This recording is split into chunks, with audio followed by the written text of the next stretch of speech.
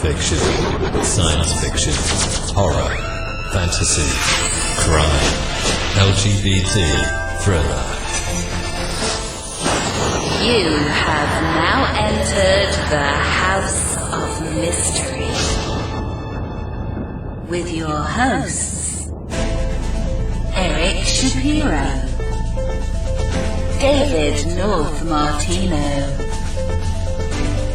John Copenhaver, and Al Warren. Heard on KCAA 106.5 FM Los Angeles, 102.3 FM Riverside, and 105.0 AM Palm Springs.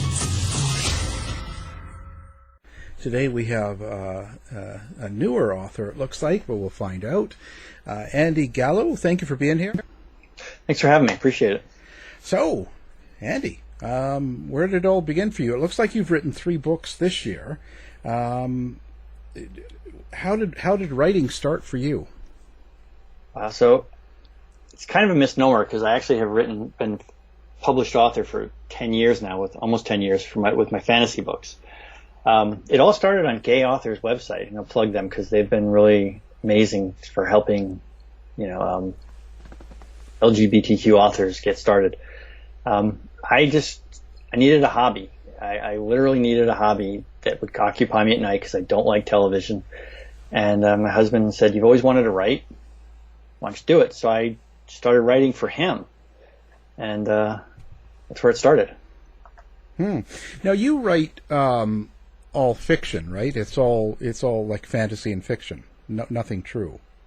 Correct. Nothing is true. There are some elements of it, but nothing is true. No. So that's interesting because you come from your profession work has always been in law enforcement. So it's interesting how you go from dealing with real life and crime and all these things, and then you're writing into fiction. So how did that happen? Why didn't you choose the true crime, for instance? It's interesting because once upon a time I wrote something on the Gay Authors website, and there was a crime in it, like a serious crime in it. It was a hate crime. And everybody knew what I did in real life. And so they were all like, well, what would the trial look like? So I wrote it. And I have to tell you, it's not interesting. I mean, it really isn't. It's really hard to write good crime fiction because, we get so tied up in the minutia. It's an opening statement can be 45 minutes long. Can you imagine writing a 45-minute opening statement in a book? I mean, people would be asleep after page 5. So to me, it wasn't that fun either. I do it all the time. I've sat down, I don't know how many hundreds of times to write opening or closing arguments. I needed a break. It needed something different. If I wanted to do that, I'd just go ask somebody else to let me try their case for them. Yeah, I can see that. It's too much of the same, maybe, too, right? It's interesting. So now, what is your main focus when you write fiction? Like, what's the main thing you're writing about now? So I originally started doing fantasy just because I was always like a giant Tolkien fan, and the old high fantasy, which is really kind of out of favor these days. But I also wanted to write gay characters because as a gay man, it was the one story I remember was Mercedes Lackey's Magic's Promise. And so it was a 3-book series with Valdemir and Vaniel. And I just thought that was such a great thing because I remember reading it when I was in my 20s. I was in my early 20s and I was just coming out and I was like, wow, she got it. She gets us. It's like, that's me, except he's a wizard and he's really powerful. So I wanted to do something like that. And so I started doing that with fantasy. And then I realized I really wanted to, I read some of these contemporary gay stories out there and I didn't really like them. They're always like, people were dying. I remember when I was in college and law school going to Giovanni's room, which is I think still there in Philadelphia, and picking up some books and going through them, and they were all dreadfully somber. People dying. It was I came out when it was right around the start of the AIDS epidemic, and people were writing books about survivors and things like that. And I wanted to write something different. So for me, the focus is positive characters, where if it's at all possible, it's as little, so it's not really that big of a deal. So, for example, I have in my fantasy characters happen to be gay, but it's not a major point of their life. It's not a major plot element.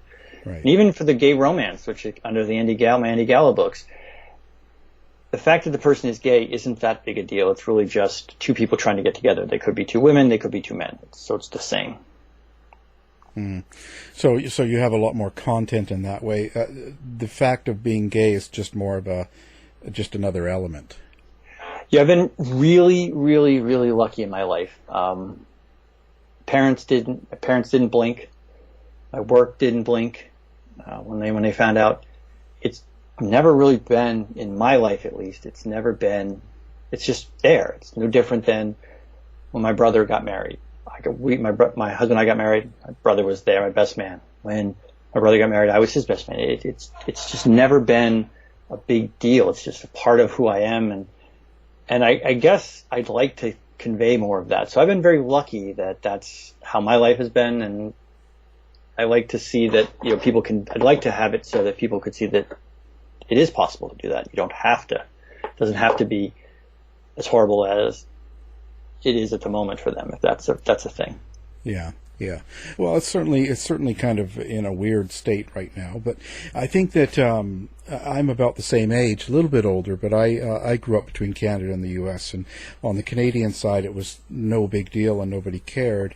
On the American side it could be a problem. So I think it's just depending on what area you're in, really.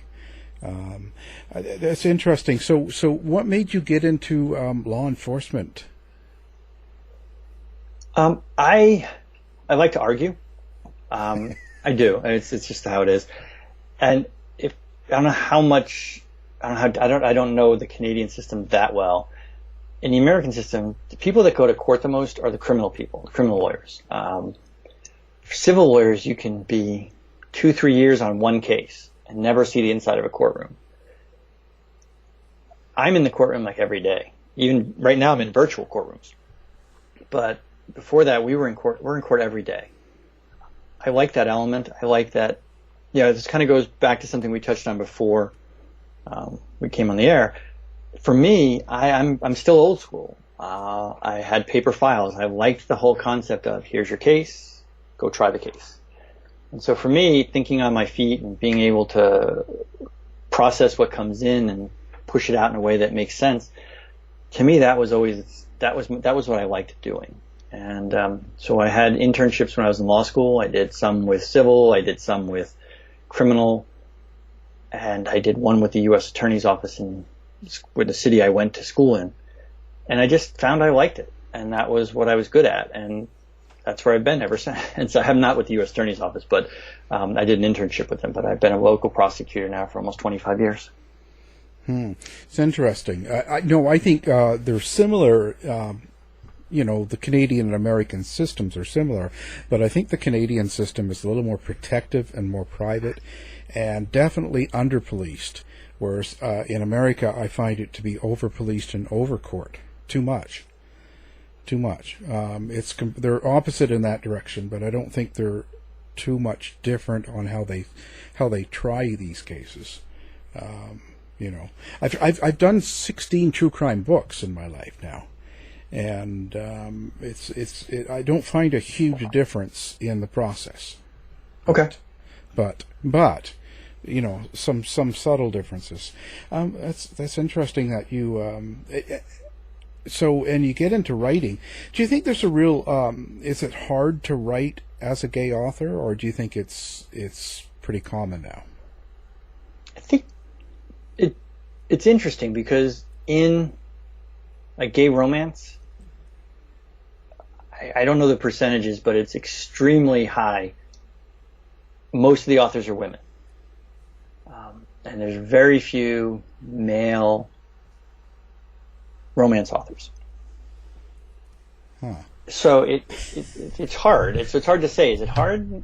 No, but you also have to remember that the vast majority of the readers are women, and they have a different they have a different desire or need or want in their books. And I don't know that I always have that finger on the pulse for them all the time. So that's hard. That's what makes it hard for me, is because I am not my own reader, if that makes sense. Right. Well, what do you think is drawing all of these females to read about two men in a romance situation and even write about it? I've asked other people that, and other women, and I don't know that anybody has a really great answer. I think people step into it, they see it, and they like it.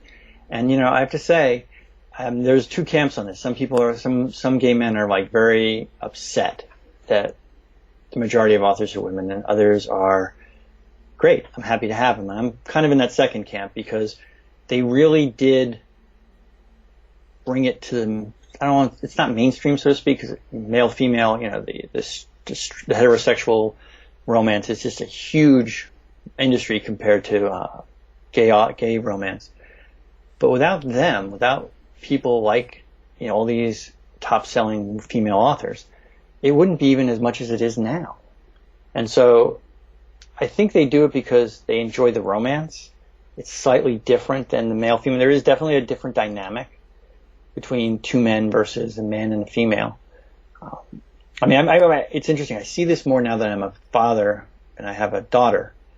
There is a huge amount of sexism still in our society. And, if a female is strong, she's bossy, or she's, a derogatory term. Whereas if one of the two guys is bossy or dominant, it's sexy in gay romance. And so I think that there's that dynamic there, and that they like, that there's no labels on it. I don't know. That's just kind of my own theory.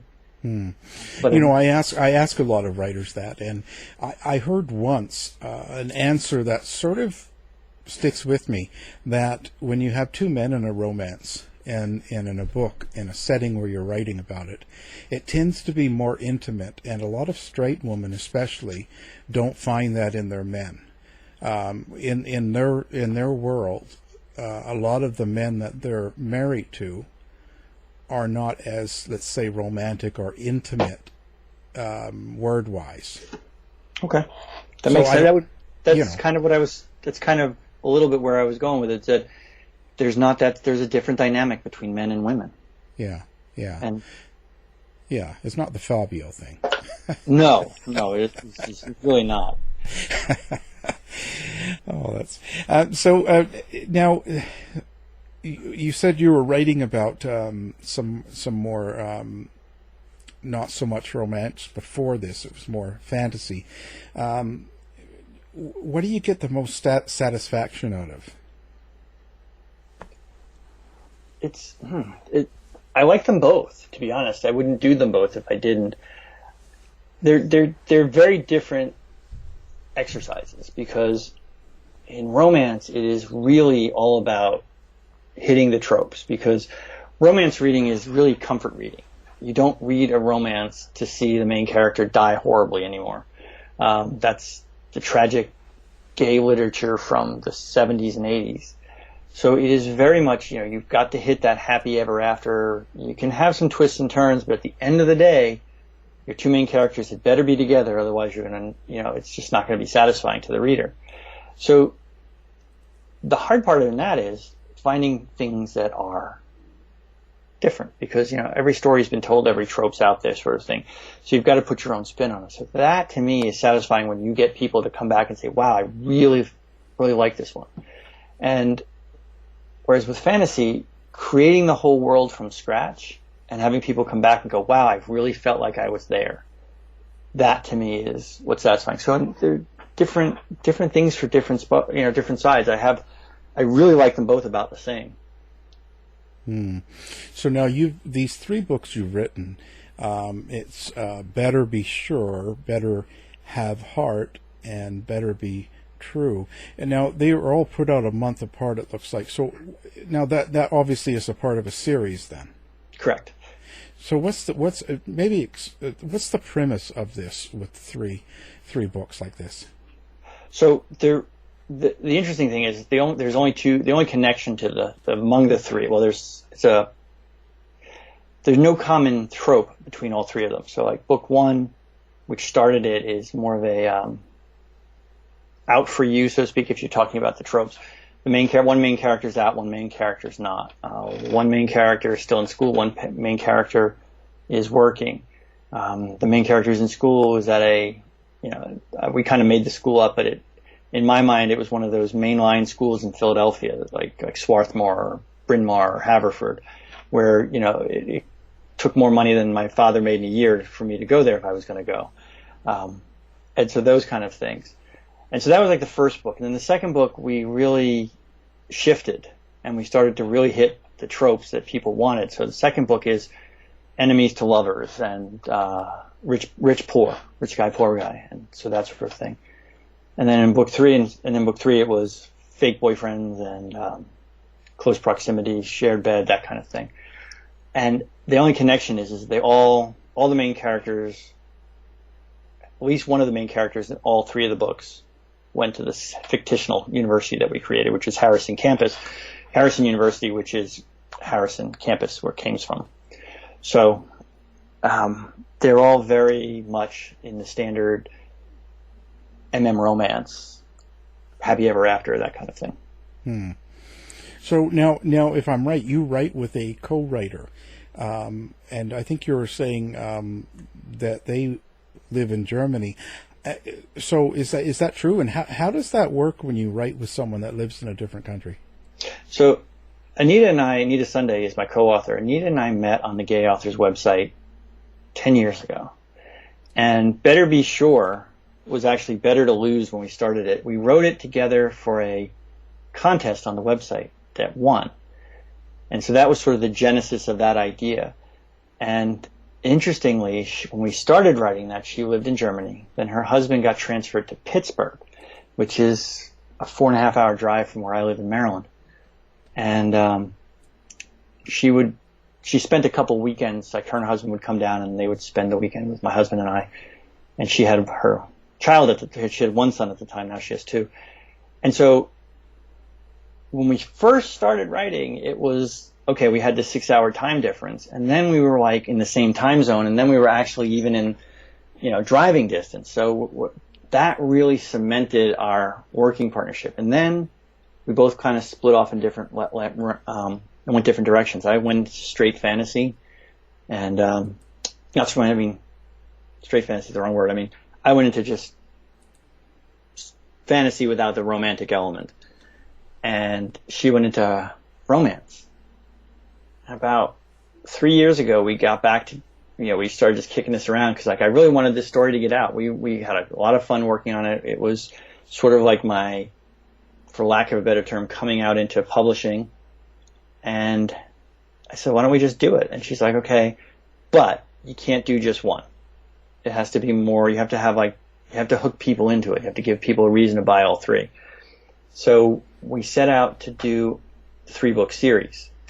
And so the reason we had them come out like bing, bing, bing, bing, like one back after the other, was because we had spent 1.5 years writing and editing and getting them all together before we put the first Better Be Sure came out, so that we could have Better Have Heart, which was the second book, and then Better Be True come out like right away, to give people a really good sense of what the series was like and how we are together as a writing team, because we're very different.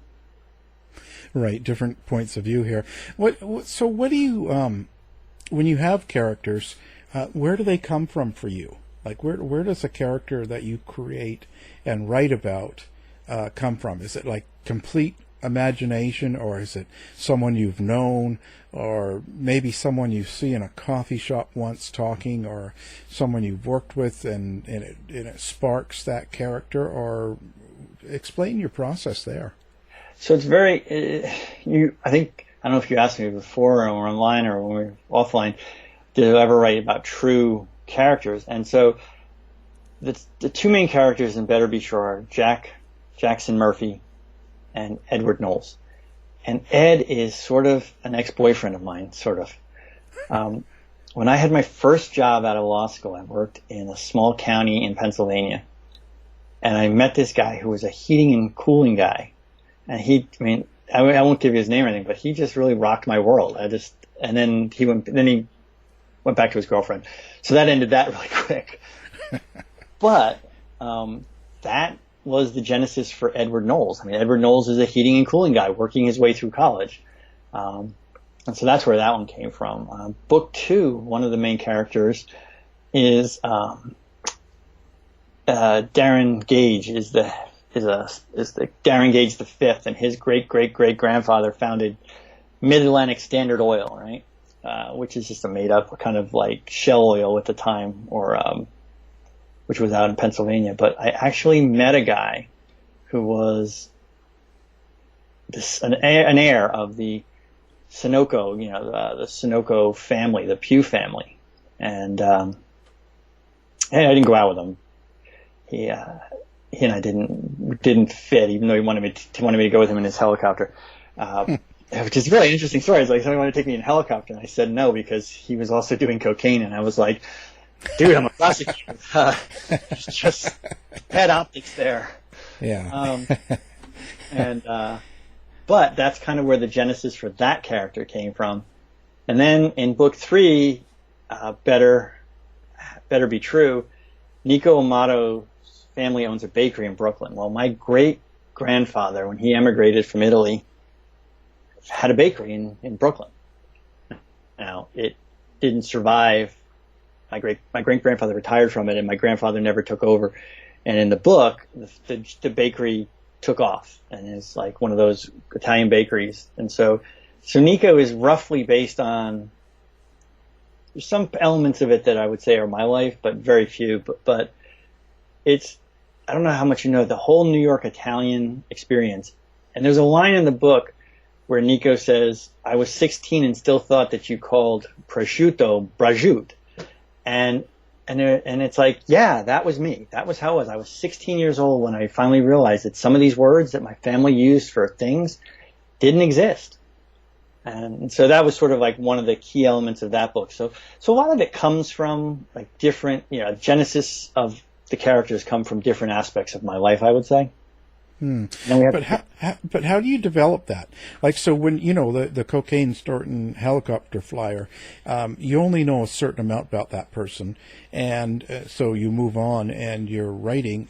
How do you know how that character's going to act and react throughout the story?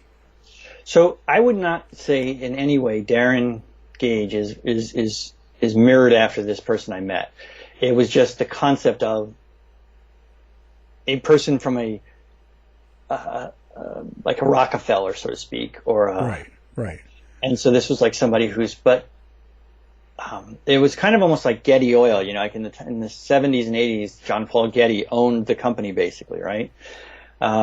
Before it merged into something else. And so this was sort of like Mid-Atlantic Standard Oil was sort of like an amalgamation of Sunoco and Getty and Mobil with Pew, Rockefellers and stuff.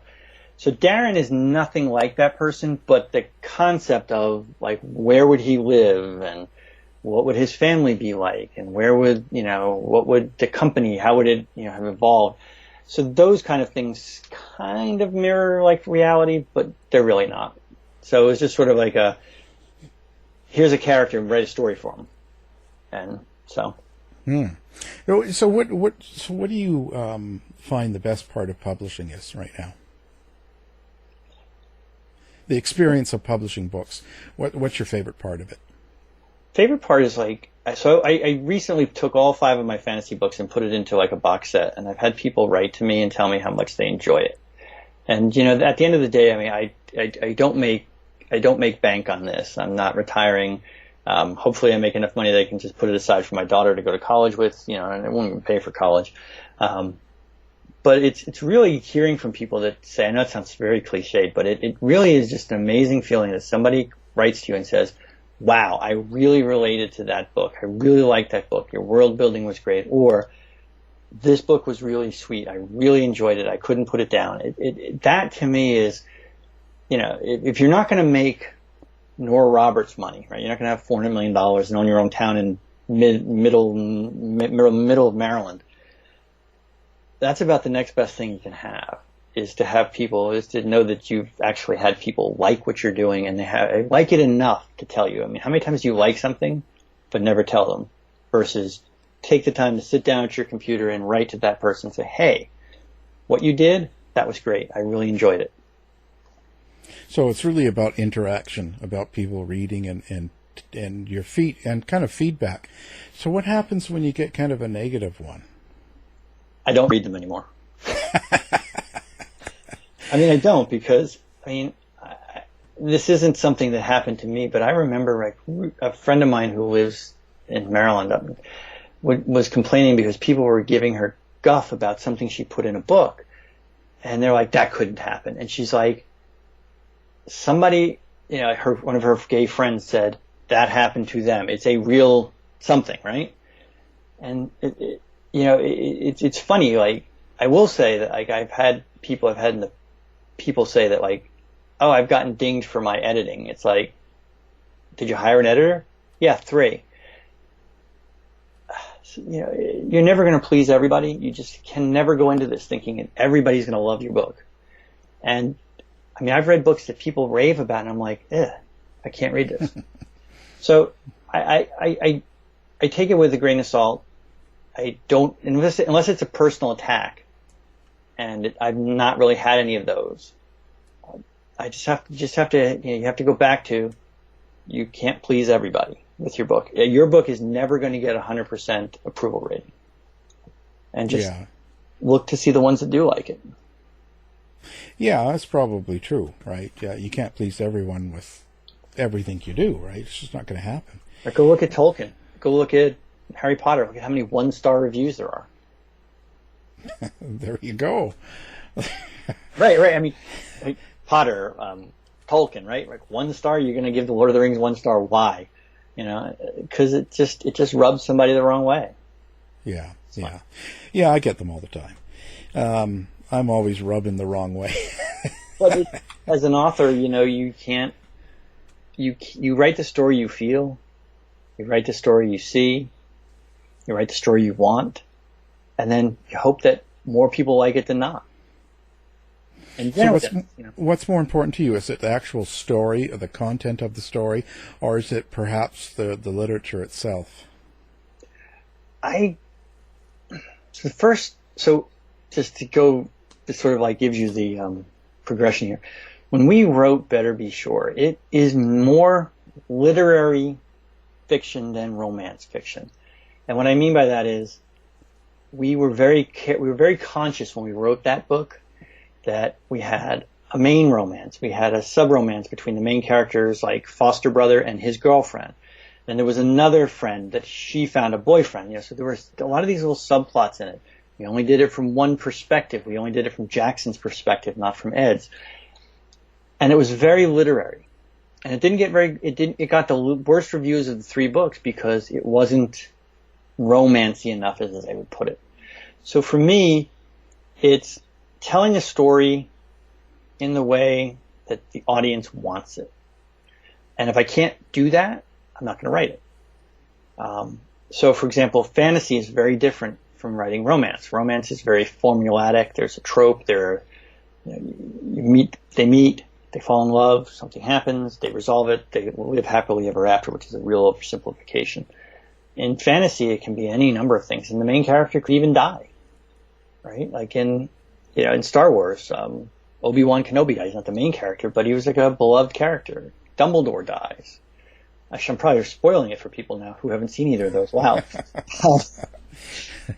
Hopefully I haven't spoiled that for anybody. Maybe you can edit that out. I don't know. Yeah. No, let's spoil it. But the point is that they're just different. So for me, it's getting the story I want out in a form that people want to consume it. So besides the story in itself, when you write these books, or when the two of you write the books, is there a message or something you want people to take away from the book besides the story? So far, I couldn't say no. No overt message. I mean, the only thing we really tried to do with the series was to make sure that it was written in a positive way, so that if if by chance younger gay men see it or read it, they can see themselves in it maybe. But I'm not very, in my writing life, I'm not very activist. Right. So, I mean, I could, but for the most part, I don't believe that there's a greater message. And at least there wasn't there wasn't a conscious one when we wrote it, other than, as I said, that there's nothing wrong with being gay. So now, it's really interesting. So what do you do for inspiration? So when you're at a point where you're not really writing, or you're having kind of a block or anything like that, what's kind of inspiration for you? So I'll give you two examples because that has come up recently. So when I finished Champion of the Gods under Andrew Q. Gordon, I really didn't see a continuation of the universe, which disappointed a lot of people who were fans. And one of the people who has been in contact with me since the beginning sent me the genesis of a whole new story. And for me, the problem was, how do you not jump the shark, right? So, for example, the main character saves the world in the original series.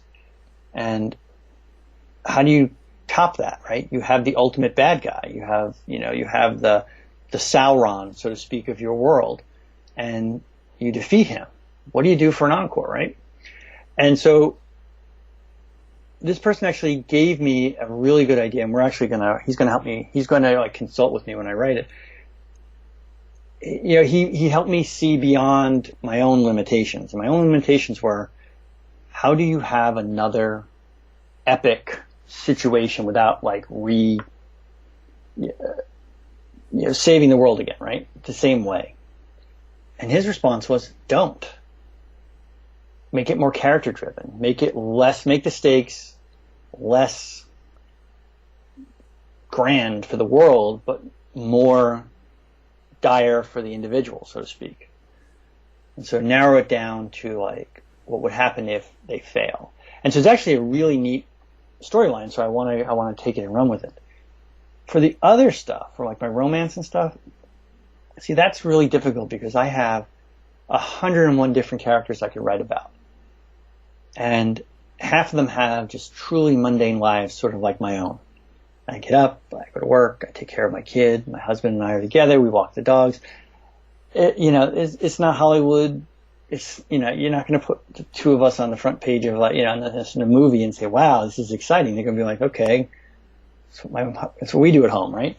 And people don't want to buy that. People don't want to buy their own life. They want to buy something that's more fantastic so that they can escape into that story.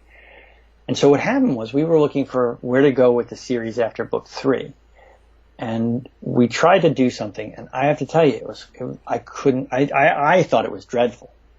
I just couldn't write it. And so Anita and I got on a Skype call, and we had 3 of them since then, and we finally hashed out where you can get a story that we both like. And so where do you get information? We kind of brainstormed. We kind of pulled it together. And I would throw out some little thing, and she'd be like, no, but what about, and then we go from there, and then be like, well, what do you think of that? I'm like, well, that's good, but what if we did this? And so that's where the inspiration comes. I mean, it really is I like writing by myself, but I really like writing with a co-author that I can gel with like this. It's just the ability to get a storyline together is just, that's a lot of it. People talk about, it's really fun. It really is a lot of fun to sit down and just see how it grows from this itty bitty little thing, and then she pushes it one way and I push it another way, and then between the two of us, we've worked that ball down the end of the court and we shoot and it's in the goal. So that's how I see it. So what kind of advice would you give to someone that's starting out writing? To me, it would be find a mentor. Find someone who can walk you through, because there's a lot that goes on. For instance, there was a thing in the MM is the male romance community, where this woman, she's a brand new author and she wrote a book, and she just picked a title, right? And let's just say it was, I don't know what the title was. and then they came, something like that, Return of the King, nice and easy Tolkien stuff, right?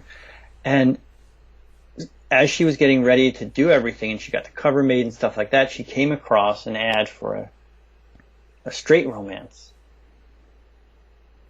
by the same title. So she wrote that woman, and that author really ripped into her and saying, like, no, you can't use this, you shouldn't use this, and everything else.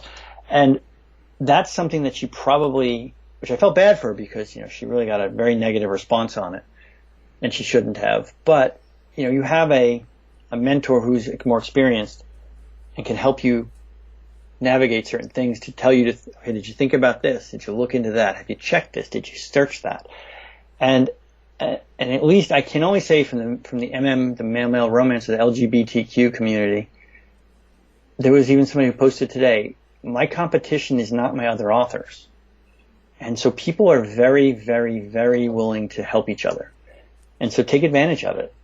Reach out, find someone to talk to, and ask them for help, because we all started somewhere. We all started with somebody telling us what we needed to do and how to do it, and some of us figured some of it out on our own and passed it along. So I definitely find someone to help you, because you don't have to do it alone.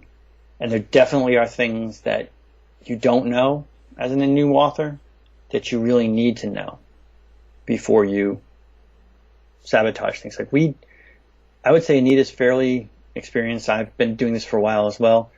We didn't do the book launch for books 1 through 3 the right way.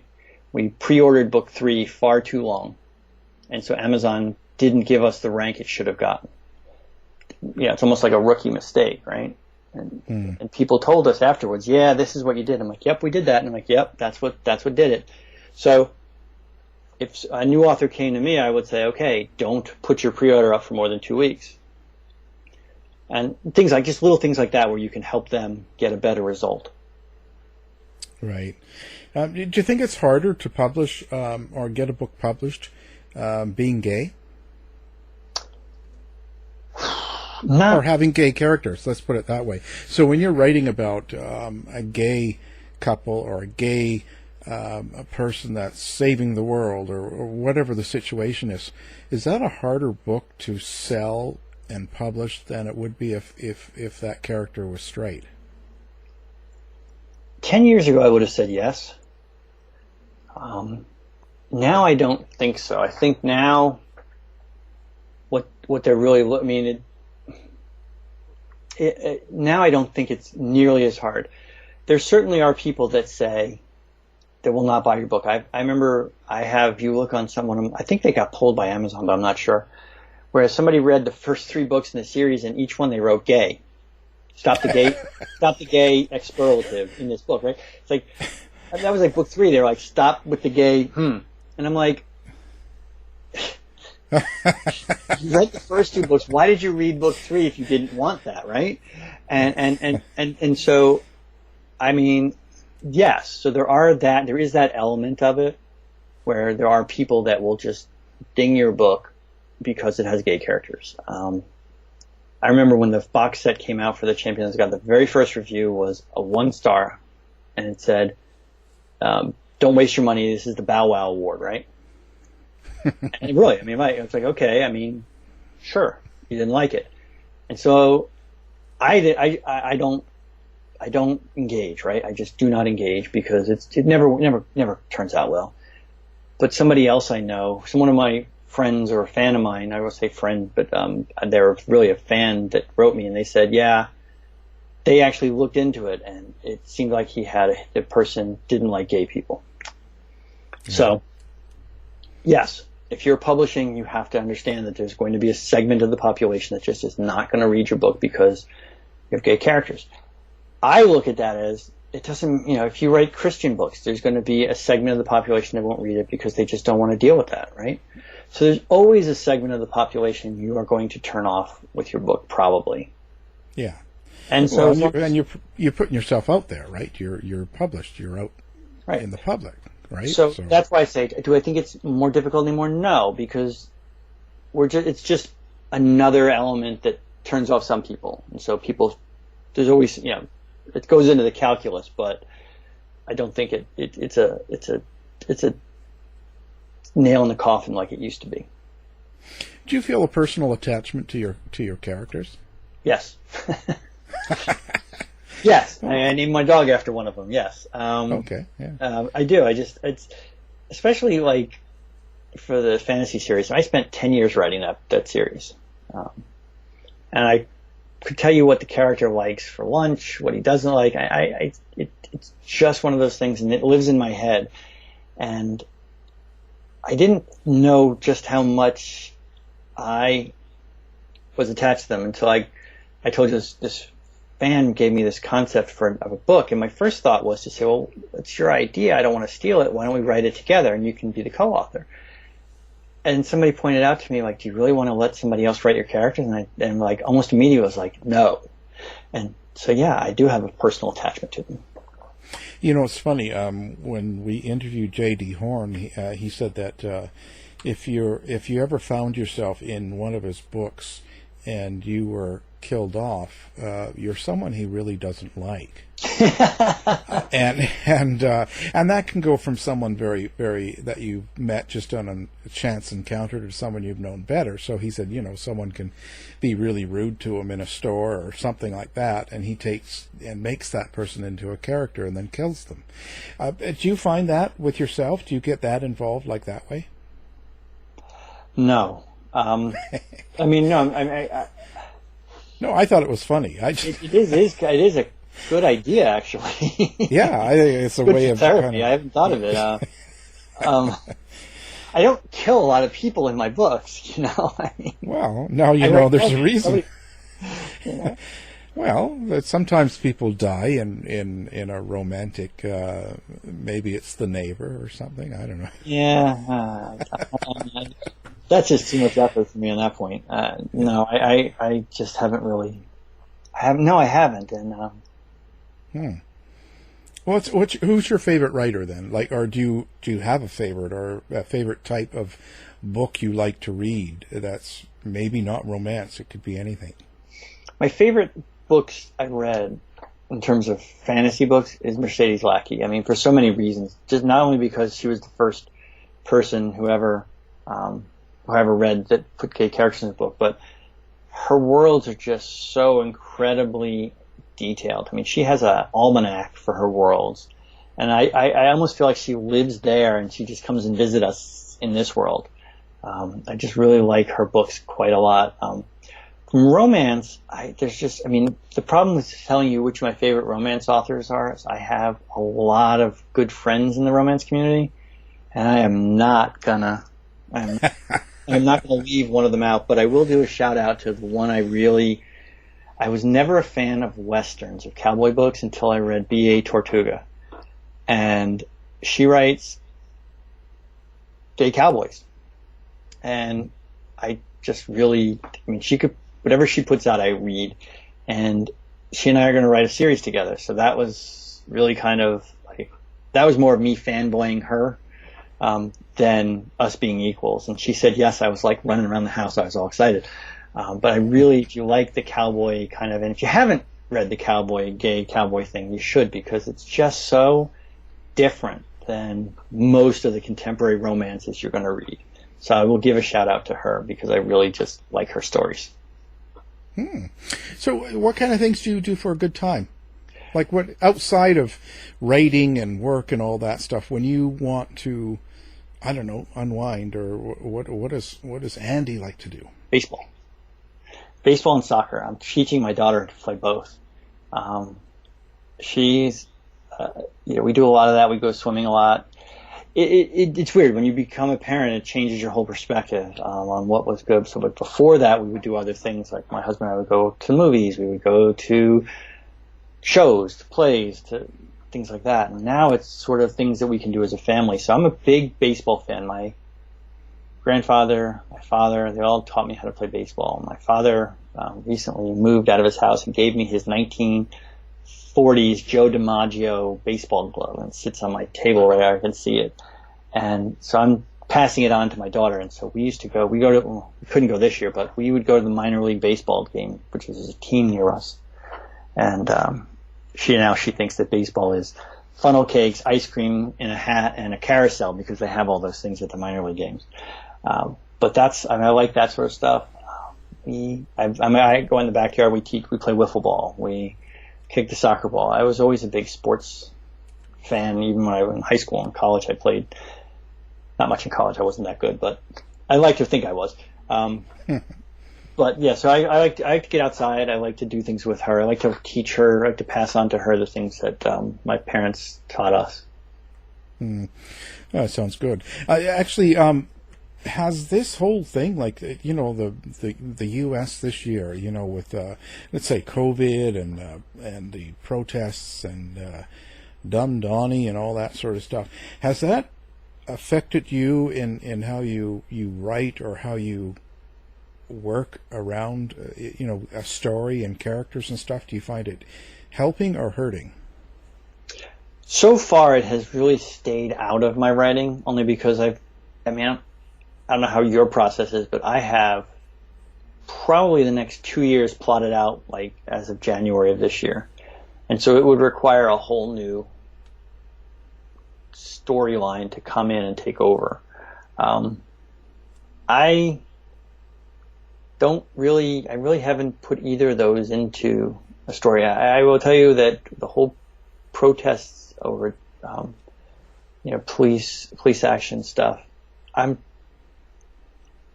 see both sides of it. I work with an awful lot of police officers who are extremely good people.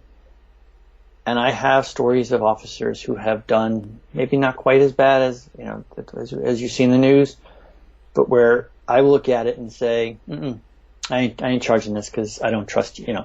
And my office has been very supportive of that. If they don't believe it, they don't go forward.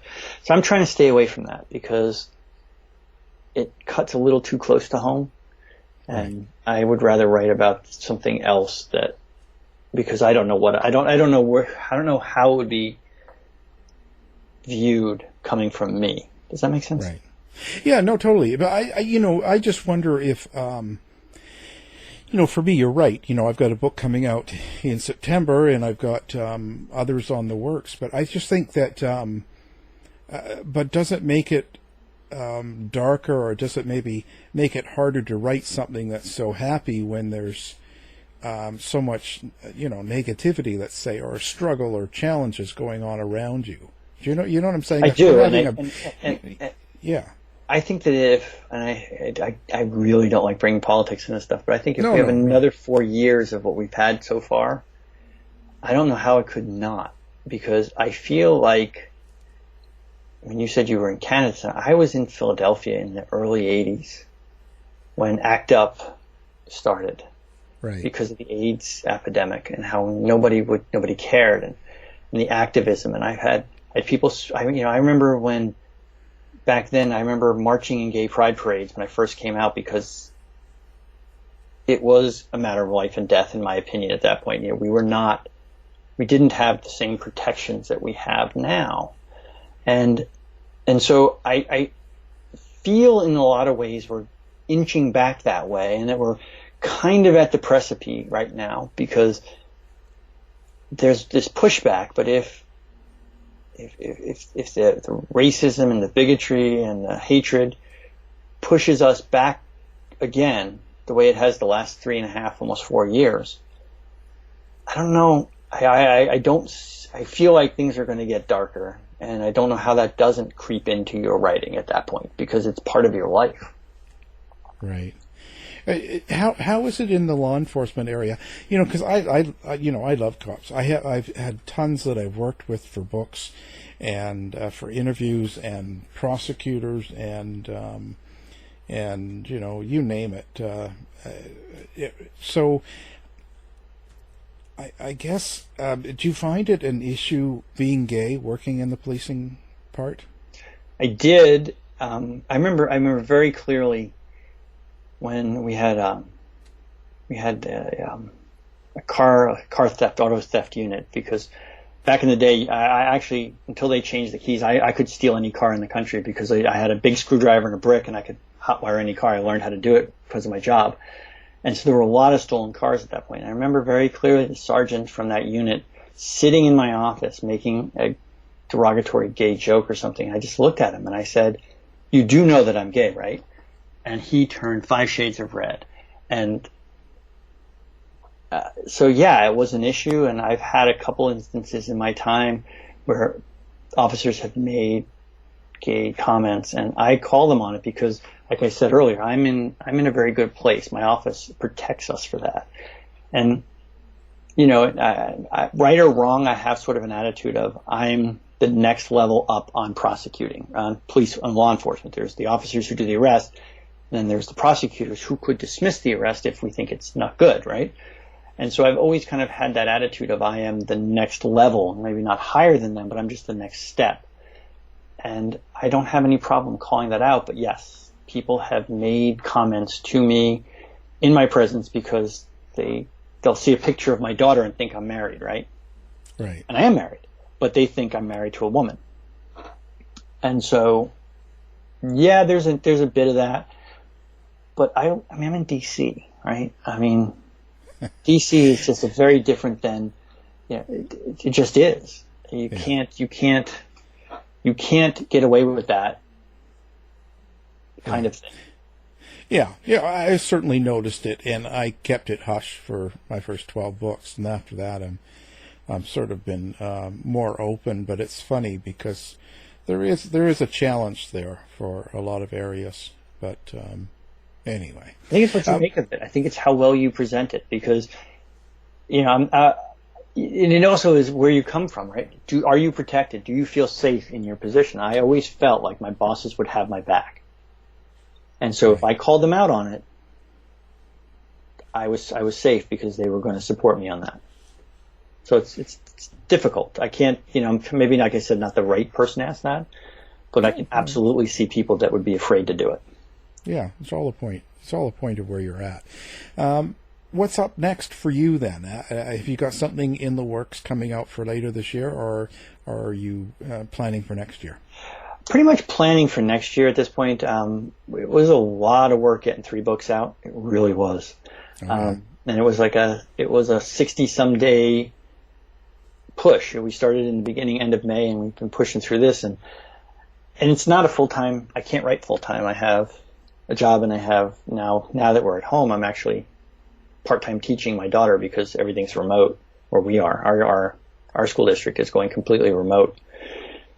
But I have we are about halfway through the next book in the Harrison Campus series. I'm about halfway through the book after that because that was the one I wanted to write. And when I was struggling with the next book, Anita told me to just go start with the other one, and we'll come back to this and we'll work it out.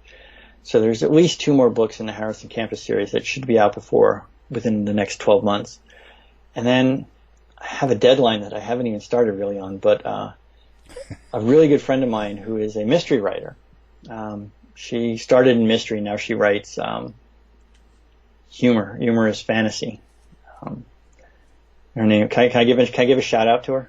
Sure. So it's Megan Maslow. She writes the Starfig series, which is just amazing. It's just a really great fantasy series with great characters, but she got her start in mystery, and so she is doing a shared world fantasy paranormal kind of thing, and so she got me to agree to work on it. But it's a shared world paranormal romance or fantasy romance, so it's definitely a romance. So it's an Andy Gallo book, not a Andrew Q. Gordon, and so that's I have a hard date. I mean, that has to be released in March of 2021. So I've got to finish that sooner than later.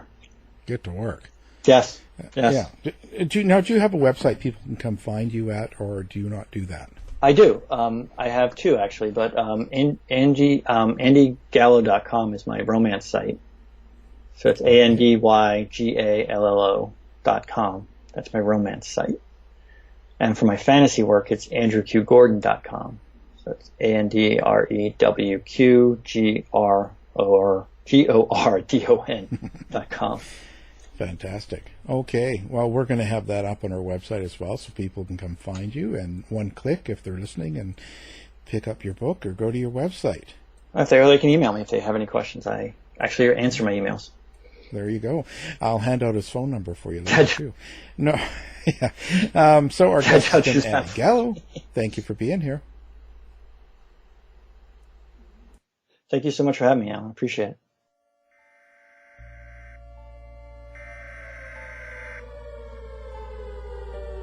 We interrupt our programming. This is a national emergency. Important details will follow. Are you prepared? Legacy Food Storage. The best way to protect your family is by being prepared. Go now to legacyfoodstorage.com.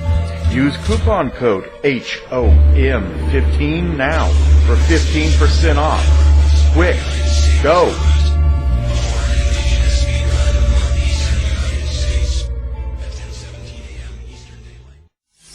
To find out more about our show, guests, or to listen to past shows from our archive, please go to www.houseofmysteryradio.com. Show's over for now. Was it as good for you as it was for me? Well, good night. This has been a production of Something Weird Media. I'll be back.